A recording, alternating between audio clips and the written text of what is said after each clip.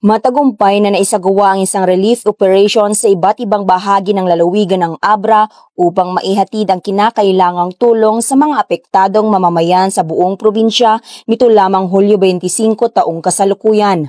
Pinangunahan ni Police Major Bede A. Dakiwas, Officer in Charge ng Abra Police Provincial Office, ang mga inisyatiba ng kapulisan sa pagtugon sa pangangailangan ng mga kababayan nating nasalanta ng bagyo sa iba't ibang bahagi ng probinsya, katuwang ang DSWD, SWAD Abra, BFP, MSWD, MDRRMC, mga volunteer groups at lokal na pamahalaan.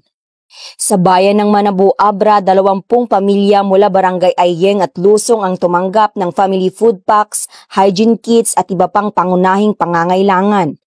Sa Bangged naman, katuwang ang 154th Maneuver Company, RMF B-15 at mga PNP SAF personnel, isinagawa ang paghahanda at paghahatid ng relief goods sa DSWD Satellite Warehouse.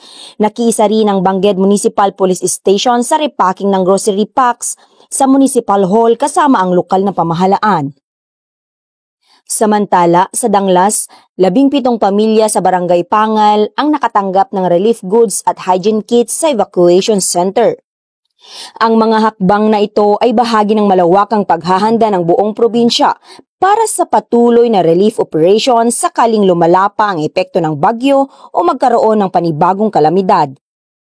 Ang mabilis na pagtugon ng kapulisan at pamahalaan sa buong lalawigan ng Abra ay patunay ng tunay na diwa ng bayanihan at malasakit. Muling pinatunayan na ang serbisyong publiko ay hindi lamang sa pagpapatupad ng batas, kundi sa pagbibigay ng pag-asa at tulong sa mga nangangailangan sa oras ng sakuna. Sa ilalim ng bagong Pilipinas, ang gusto ng pulis, ligtas ka. Mula dito sa Bangged, Abra, ako ang inyong PNN correspondent, Patrolwoman Maria Ella Garcia, alagad ng batas, tagataguyod ng Balitang Pulis.